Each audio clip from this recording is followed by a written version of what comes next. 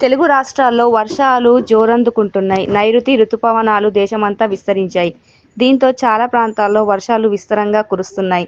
తెలుగు రాష్ట్రాల్లో కూడా వర్షాలు కురుస్తున్నాయి. ఈ క్రమంలో వాతావరణ శాఖ కీలక ప్రకటన చేసింది. బంగాళాఖాతం, అరేబియా సముద్రాలలో ఏర్పడిన అల్పపీడనం వ్యవస్థల ప్రభావంతో ఆంధ్రప్రదేశ్, తెలంగాణలో రాగల 3 రోజుల పాటు వర్షాలు కురుస్తాయని వాతావరణ శాఖ వెల్లడించింది. రుతుపవనాలు ఇప్పటికే తెలంగాణ మొత్తం విస్తరించాయి. అలాగే బంగాళాఖాతం, అరేబియా సముద్రాల్లో వర్షాలకు అనుకూలంగా ఉంది.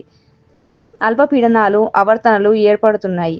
దీంతో ఇప్పటికే దేశవ్యాప్తంగా కుండపోత వానలు పడుతున్నాయి. ఇప్పుడు తెలంగాణ వ్యాప్తంగా కూడా విస్తారంగా వర్షాలు కురుస్తున్నాయి. వాతావరణ శాఖ ప్రకటించింది.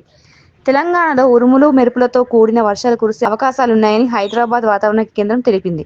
ఆదిలాబాద్, ఆసిఫాబాద్, పెద్దపల్లి, నిజామాబాద్, భూపాలపల్లి, ములుగు, భద్రాద్రి కొత్తగూడెం, మహబూబాబాద్, వరంగల్, హన్మకొండ జిల్లాల్లో మోస్తరు వర్షాలు కురిసే అవకాశాలున్నాయని వాతావరణ శాఖ హెచ్చరించింది. ఆంధ్రప్రదేశ్లో కూడా మోస్తరు వర్షాలు కురిసే అవకాశాలున్నాయని వాతావరణ శాఖ తెలిపింది.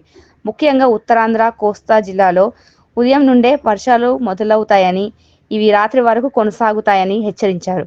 అక్కడక్కడ భారీ వర్షాలు కురిసే అవకాశాలున్నాయని హెచ్చరించారు. ఇవాళ శ్రీకాకుళం, విజయనగరం, పార్వతీపురం మన్యం, అల్లూరి సీతారామరాజు జిల్లాల్లో మోస్తరు వర్షాలు కురవవచ్చు.